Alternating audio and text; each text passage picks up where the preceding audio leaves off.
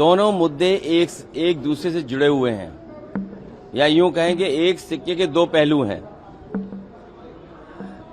जो इनके संगी साथी अंडरग्राउंड अनरजिस्टर्ड लोग और भारतीय जनता पार्टी शिक्षा परीक्षा और राम मंदिर दोनों एक दूसरे से जुड़े मुद्दे हैं।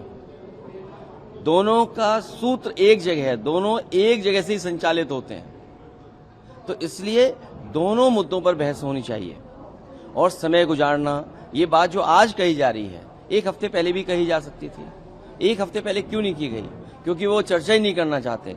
चर्चा के साथ साथ प्रभु राम जी का भी नाम नहीं लेना चाहते हैं। जब चंदे की बात आएगी तो सदन में हम सब प्रभु श्री राम जी का नाम लेंगे, उसका भी नाम नहीं लेना चाहते हैं भारतीय जनता पार्टी के लोग। और जो लोग लाठी मारे हैं छात्र नौजवानों को, याद रहे भगवान की लाठी में आवाज नहीं होती है। और फिर इनके लिए धर्म, धन ही धर्म है, सबसे बड़ी चीज है। आकाश आनंद झारखंड के मसले पे मैंने पिछली बार भी कहा आपसे और फिर कहता हूँ कि बातचीत ही रास्ता है और लगातार बातचीत करते रहना चाहिए। और मुख्यमंत्री जी और सरकार ने बातचीत के लिए छात्रों से बात करने का कहा भी है। सर, आप ये क्लियर कर रहे हैं अखिलेश जी, आकाश आनंद ने आपको अंकल कहा है, बोला मैं 30 का हूँ, आप 50 के अंकल का है, कैसे करें? देखिए ऐसा है उस बहस में हम और आप न उलझे। और जो सीरियस बात है, एक सिक्के के दो पहलू। और जो अंडरग्राउंड लोग हैं, अनरजिस्टर्ड लोग हैं, वो सोचते हैं कि कहीं ना कहीं से तो काम चलता ही रहे। तो अगर शिक्षा परीक्षा से काम नहीं हो पा रहा है तो अयोध्या से काम चले। वो बात तो आपको हमको पता ही है कि बोरे भर के कहाँ गए थे, कंडों में पैसे निकले थे। और हम लोगों को बदनाम करने के लिए कितनी साजिश की गई कि एक दिन में इतने कॉल किए गए। संभव है क्या इतने कॉल किए गए हों और सरकार को न पता हो? सुनने में आया कि यहाँ जो छात्र नौजवान आए थे, नेटवर्क से उनका डेटा इकट्ठा किया जा रहा है। तो भविष्य में सरकार पता नहीं क्या करे। इसलिए दोनों मुद्दे एक दूसरे से जुड़े हुए हैं, या समझिए एक सिक्के के दो पहलू हैं।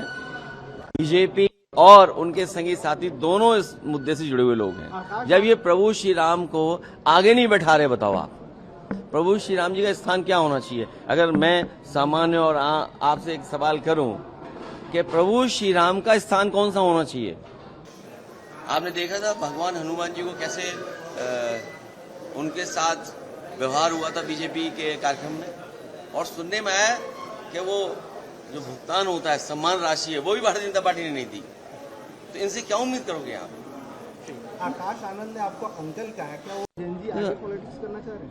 देखिए ये कोई बहस का मुद्दा नहीं है और हमारे संबंध बहुतों से बहुत अच्छे रहे हैं, इसलिए कुछ मत कहलवाओ तो ही अच्छा है।